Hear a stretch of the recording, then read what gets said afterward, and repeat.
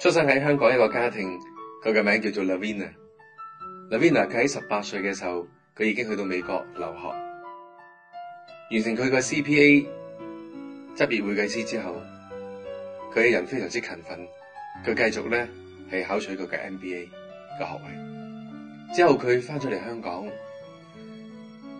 到一個大機構度做事，佢嘅收入咧非常之穩定，而且佢嘅嗜好好中意打高爾夫球。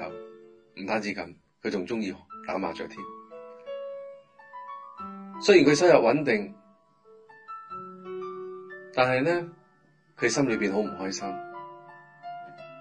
就算人哋號稱佢貴族嘅單身一族，但係因為佢唔開心嘅時候，生命好似缺少咗啲嘢，咁所以佢久唔久將揾到嘅錢都花喺風水師傅度，甚至乎佢會去黃大仙嗰度去求籤、求神問卜。但係佢而家唔同咗，佢面帶笑容，經常都笑，好開心，好有目標感。點解？因為咧，佢認識咗一個新朋友，而呢個朋友咧就係主耶穌。就係因為佢認識咗主耶穌基督之後，佢生命嘅改變，生命咧充滿咗喜樂。佢影響咗好多個朋友，而佢身邊嘅朋友都會對佢好多唔同嘅睇法。不如我哋睇下佢哋有啲咩睇法。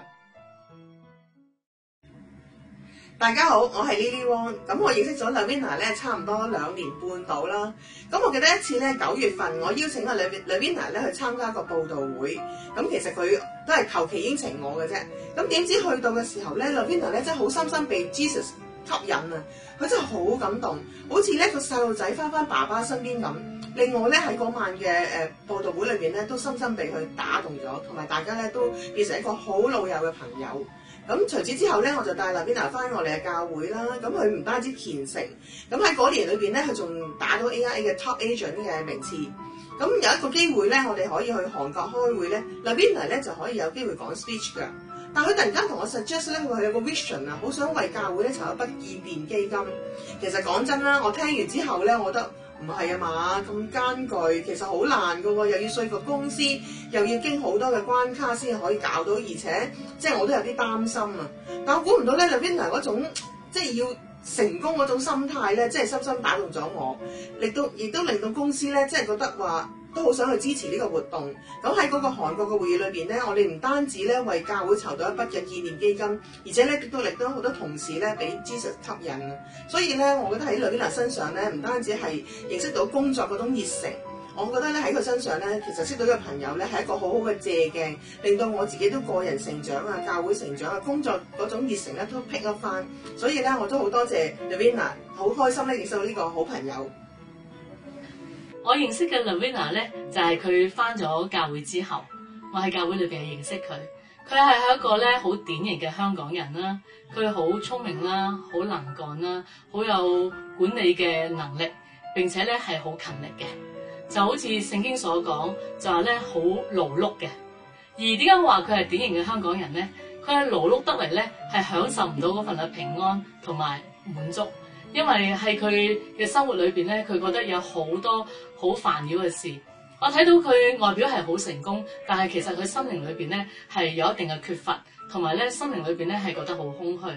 但係當佢接受咗耶穌基督之後咧，佢知道佢可以將佢一切嘅憂慮交託俾神。咁我開始咧就發覺佢嘅生命咧就變得好豐盛，同埋好喜樂啦。而家佢藉著讀聖經，每日就將佢嘅事情就交俾耶穌。佢見嘅客啦，佢做嘅事咧，都求問耶穌。佢遇到大大小小嘅困難咧，都交託俾耶穌。所以就好似耶穌所講嘅，佢話我嚟到係叫人得生命，並且得的更豐盛。係佢物質同埋生活嘅方面，佢一樣係咁富足。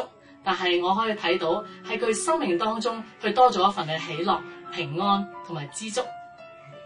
因為聖經話咧，耶和華所賜嘅福，叫人富足，並不加上憂慮。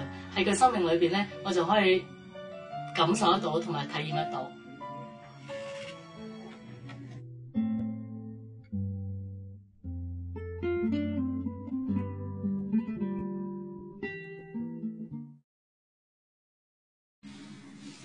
我同神嘅相遇咧，喺好多人嘅眼中咧，都會覺得好平凡啦。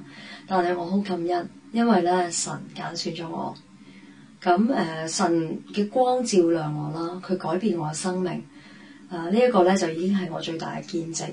神喺我生命上面所做嘅一切咧，實在一啲都唔平凡。咁我記得咧喺2006年嘅9月19號啦，咁我朋友咧就請咗我去一個餐會。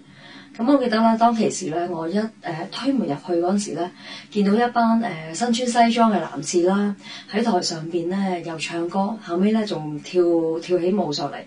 咁佢嗰陣時咧，當其時咧，佢哋係唱緊開心快樂人嘅。咁我唔知點解嗰陣時一聽到佢哋唱歌，我覺得好感動啊！咁我不停咁流眼淚。咁我覺得我好想將所有嘅重擔啦，所有工作壓力咧，都好想釋放出嚟。咁以前係靠住自己啦，咁唔知點解喺嗰一個剎那，我想將所有嘅嘢都釋放。咁當其時司儀咧仲喺台上邊咧就呼召啦，咁我朋友咧就陪咗我去個台中間啦，就接受耶穌咧進入我生命裏邊啦。咁自從嗰次嘅餐會之後啦，咁我就開始參加教會嘅聚會啦。咁教會嘅弟兄姊妹仲好好，咁佢哋就仲嚟我屋企啦，幫我擦偶像。咁跟住當我每一次參加教會嘅聚會咧，我都深深咁被神嘅愛咧所吸引，俾佢嘅愛咧所感動。咁神一直咁樣醫治我，佢填補我嘅心靈，填補我所缺乏嘅。咁一路慢慢咁樣就改變我嘅人生，改變我嘅生命。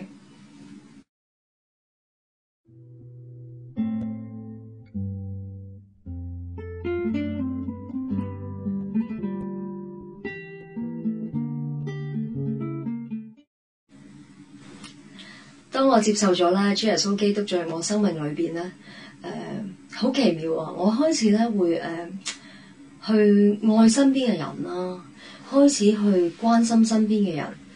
咁同埋工作對於我嚟講，開始唔係一種壓力。我開始慢慢學習點樣去享受我工作。咁我好開心啊！神真係讓我經歷嗰種重生嘅感覺啊！咁以前可能我都會性格好急躁啦，會可能會發脾氣啊，有時候甚至乎會鬧人。咁但係當我接受咗神喺我嘅生命裏邊咧，神嘅光照耀我，令到自己咧睇到自己做得唔足夠嘅地方。咁神又會好好啦，佢會同我去一齊去經歷啦，去教導我，去改變我。咁神嘅工作咧係從我哋嘅心而出發嘅。咁正如聖經所講啦，一生嘅果效係從心而發嘅。咁而家我同樣都會去工作啦，但係我工作目的唔係單單去追求名利或者去追求一啲名次，而係當我每一次咧見到其他人嘅生命得到改變啦，而因為我嘅見證得到改變，呢一個咧先係帶俾我最大嘅工作嘅滿足感。